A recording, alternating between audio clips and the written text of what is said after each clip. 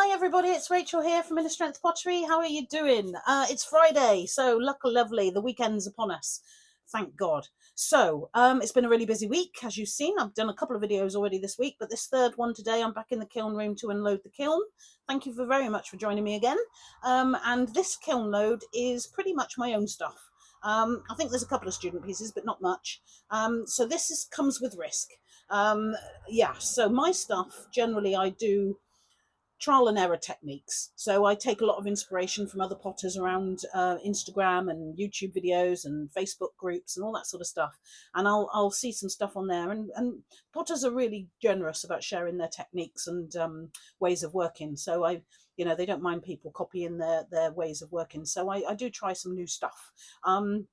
It comes with risk, so yeah, it's always quite exciting to open my own kiln, rather than the student stuff, which is pretty tried and tested. I know it's very very reliable, so I'm not going to risk new techniques on student work. So yeah, exciting. Okay, so before I start, I will just say, while I'm sat in the studio doing my mucky work and throwing up the wheel and stuff, I have an ebook playing. What do we call it? Audiobook. And I've just literally come out of the studio now a couple of minutes ago and finished a story that's being read to me, and it is unbelievable. And if you're a reader or a listener to books, or even if you're not, give it a go. So a book I've just finished called Theo of Golden. Just Google it and see what you think. I really recommend it. It's a lovely, heartwarming story, and it's just unbelievably well written. And the audiobook itself is really, really well read. It's read by what I can visualize is an 86-year-old man, flat cap, cravat, a good old sort. And just give it a go for me, because I'd love to hear your opinions on it if you do take my advice. But it's just a really heartwarming story. It makes me feel good. So I just thought I'd say that, because that's what I do while I'm sitting there throwing and can't hold books and things like that. So I listen instead. Give it a go. Theo of Golden. Okay, so this is my stuff. So I've been a bit adventurous. So I've been doing some slab work. So this glaze is called blue hyacinth, I think, purple hyacinth, and it's a slab with some 9 sort of little trays carved into it. Okay, what this is a game. So this is noughts and crosses. So what I've done is made the board itself, and I've made some pieces in crosses. I don't know if you can see them. Little crosses in green, and some circles in green, and then noughts and crosses. Okay, so that's the first thing. I don't know why. I don't know who's going to use it or whatever. I might even play noughts and crosses with my husband on a Friday evening when we're bored of the news and the television. And then I've made another one in green. This one's called Snote, this glaze. It's a beautiful green. And I've made then the corresponding purple pieces to go in it. All right, so that's just something. I don't know where I got that idea from, but I've got all my little pieces in here too. Okay, so that's just something new that I decided to do. It took me quite a while to do. I only did 2. Right, let's get rid of all these little tiny pieces. I made 6 pieces of each, crosses and what would you call noughts, of course, because it's called noughts and crosses for a reason. So I made 6 pieces for each game in each of the colours. So there's a whole set of little game pieces. Right, so this, you might have seen one of these in a previous unloading. This is sea turtle, I believe. And this is a little device that if you put your thumb in it, and you can hold the pages of your book open as you're reading, going back to that reading theme. So I'm making a few of these little things that I could just put on my craft stand for a few pounds. People that are avid book readers and haven't moved on to a Kindle, of course, they still read paper books. They can use one of those to hold their book open as they're reading. And sometimes you get cramp in your hands as you're trying to open your book. Keep it open while you're reading.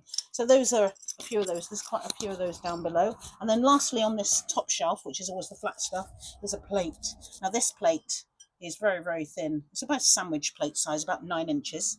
And this method of glazing is called frozen pond. So the circles are the first layer, and it's a glaze called running hot chowder. And then over the top of that, I've put iron luster. And then it looks like a little frozen pond. Beautiful, actually. Colours are gorgeous. It's all blended in. Wonderful. So that's the top shelf, which is usually the flat shelf. And then underneath, let's see what we have. Oh my God. So I've got a mixture of small stuff and very, very big stuff.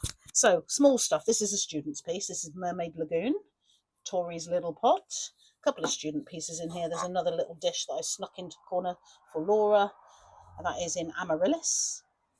Okay, now a couple of my new style jugs. So these are very small milk jugs. Okay, this is a new glaze combination. It's got a number on the bottom, which is 301. I'll have to look at my records to see what combination of glazes that was. But that is a beautiful white. I like that, and I like the brown at the top. Very very natural. Yeah, I quite like that. So whatever 301 is, I'm going to do that again. I should have brought my notebook out so I could tell you what's on them. This is another one. This is, oh no, I haven't got a number on this one. Don't know what that glaze is, but it's very nice, very light, very. And I've just made a little lip in the jug so that you can pour your little milk. That's beautiful glaze. I must look at what that one, see what it is, because it's nice. It hasn't got a number, which is annoying. Okay, so I have a Cenote jug, which is a bit bigger.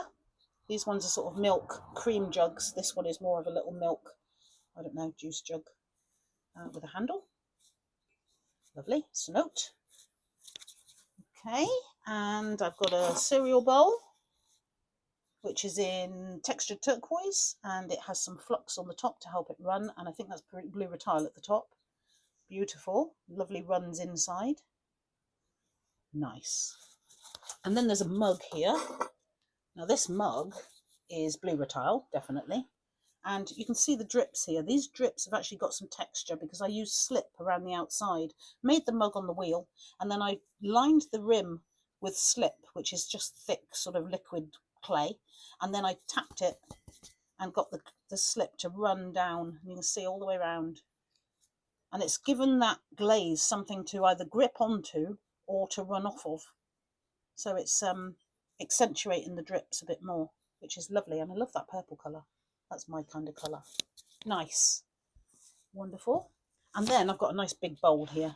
So again, blues is the theme for this week. So we've got midnight blue down at the bottom because it's nice and dark.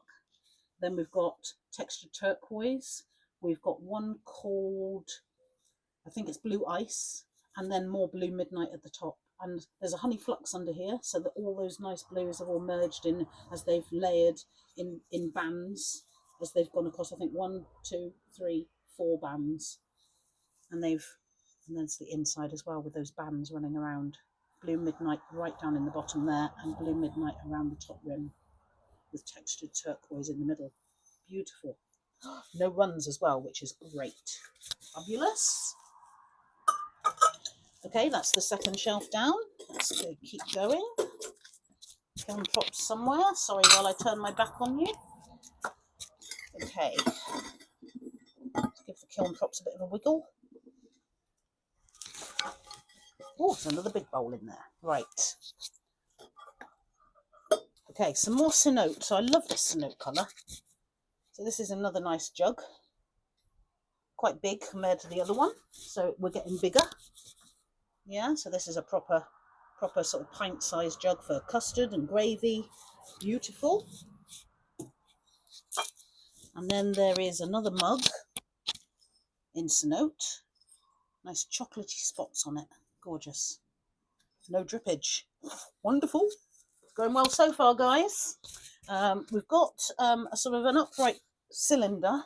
It's got no handle or anything. This I would use for kitchen utensils. Could be a vase, but you have to pack your flowers in to help them stand up because it's quite a wide top. I would use that for kitchen utensils or paintbrushes in the studio. I don't know, sponges, pens. It's a bit tall for pens, but nice useful type cylinder in Cenote. Okay, as usual, I'm running out of space, so I've got another one of those little jugs, like the other two, and that one is number 302. Again, I'll need to check my notes, but that's beautiful little blues and greens on there. Fabulous. There's a big old jug. So the jugs are getting bigger and bigger. So the last one you saw was this big. And this one's even bigger. So this one's a couple of pints. I reckon there's a couple of litres in that. Nice big jug. Good old handle. Wonderful. And that's all nice and blues. Again, blue midnight, textured turquoise. This one will be blue rutile. Then there's a greenish here. Don't know what, that might have been seaweed. And then blue midnight again at the top. Stunning. Oh, this is going well. Sorry to sound so surprised. Right, so we've got another big bowl on this end. So this is unusual. It's got quite a lot of browns, but you can't really see it very well. But it looks brown. But actually, in real life, it's a lot nicer than it is. I think that is smoky Merlot on top of honey flux. And if you saw it in real life, it's actually got quite a lot of purples in that brown. It's less brown than it looks on the screen, so I can see it on the screen. So yeah, that's nicer than it actually looks, but it's a nice straight-sided, sort of more decorative type shape rather than functional. You could use it as a fruit bowl. Yeah, I find straight sided are decorative, curved sides would be more functional. Okay, that's the third shelf. Lots of kiln props here because they were so big. Let's just get rid of those. And then the final shelf, I think it is. Yeah, there's a couple of ramen bowls down there. I know that much. Excited to see them because I think I've used a new glaze combination on those too. Just bear with me. Okay, last shelf coming out.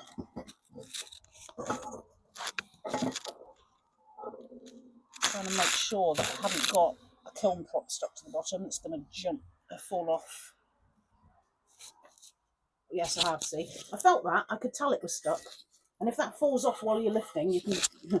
Yes, and I've just looked at the bottom bowl. I would never want that kiln prop to fall off and hit the pottery that's underneath, because that is lovely. Right, so a couple more very tiny jugs.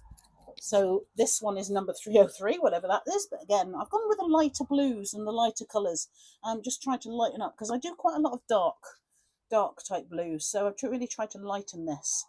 That's why I've trialled some new combinations. And then lastly, there's another purpley. This one has definitely got some smoky Merlot in it, I can tell, because it's got that lovely aubergine sort of colouring coming through.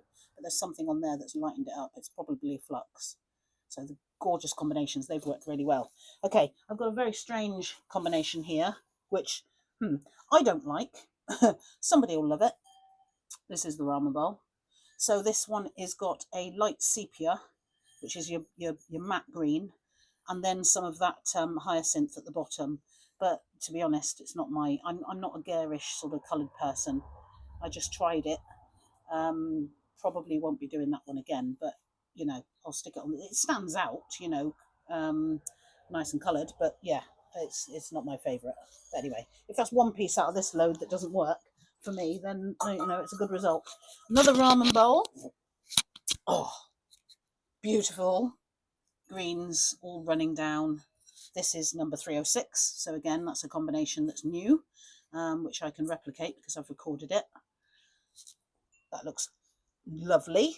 Thank you very much, Kiln Gods. And then lastly, there is a very large bowl down here, which is gorgeous. So this is definitely smoky Merlot. As you can tell, I use this glaze quite a lot. But inside, I've used that frozen pond technique. So inside, it's got the running hot chowder dots all the way around, and then the smoky Merlot. And where the running hot chowder has been underneath the smoky Merlot, it's run and brought out the blues in that Merlot rather than the purple. So that is nice. And it's got the contrasting smoky Merlot on the outside. So that's gorgeous. Yes, really nice. So that's the last piece, guys. So pretty good result, apart from that one that I don't like, the combination of the colours I've used. Yeah, no sticking to the bottoms of the kiln shelves and no mess, no breakages, no cracks. Everything's all good. Perfect. Thank you so much for joining. And again, Theo of Golden, give it a go, guys. You'll thank me for it, I promise you. All right. Thank you. See you soon. Bye.